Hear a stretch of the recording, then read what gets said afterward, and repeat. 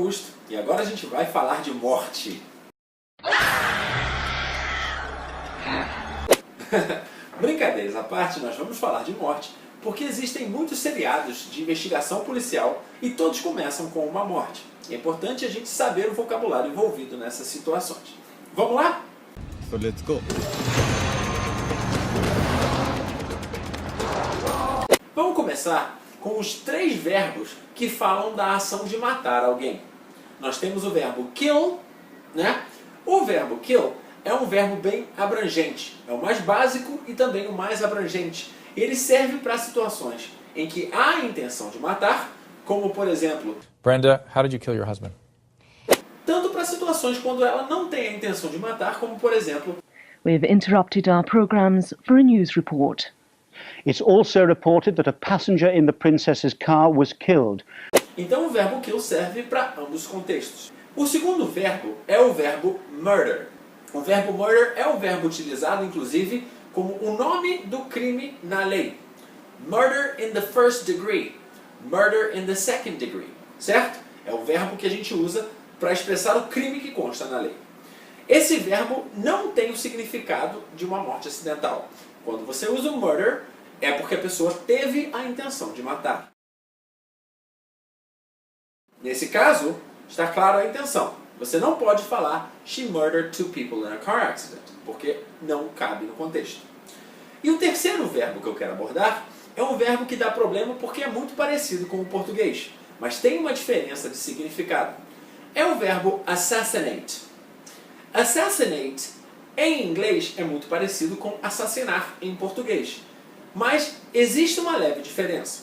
Quando a gente usa o verbo assassinate, implica que tem um contrato ou algum tipo de pagamento para a pessoa matar alguém.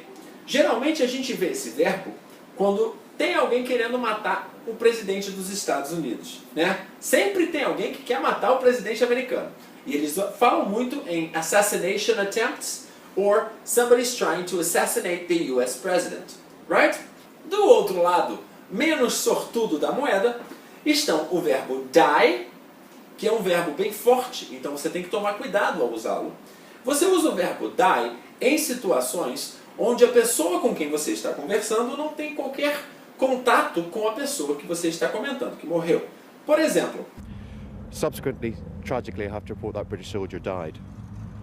Então não tem problema nenhum você comentar dessa forma usando o verbo die se a pessoa não tem um contato direto. Mas no caso que a pessoa tem uma relação com a pessoa que morreu, requer um pouco mais de tato. Imagine, por exemplo, a esposa de um soldado americano. O marido dela morreu em combate e o cara vai chegar lá para dar notícia para ela de que o marido dela morreu. Ele não pode chegar e falar "Your husband died.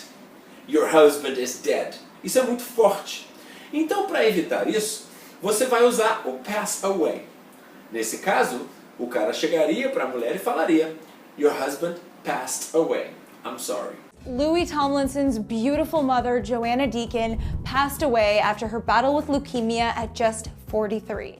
Ok? O pass away é uma forma mais branda de se falar da morte. E para terminar, eu quero trazer para vocês uma expressão idiomática que tem a ver com a morte. Você já ouviu aquela música? Another one bites the dust.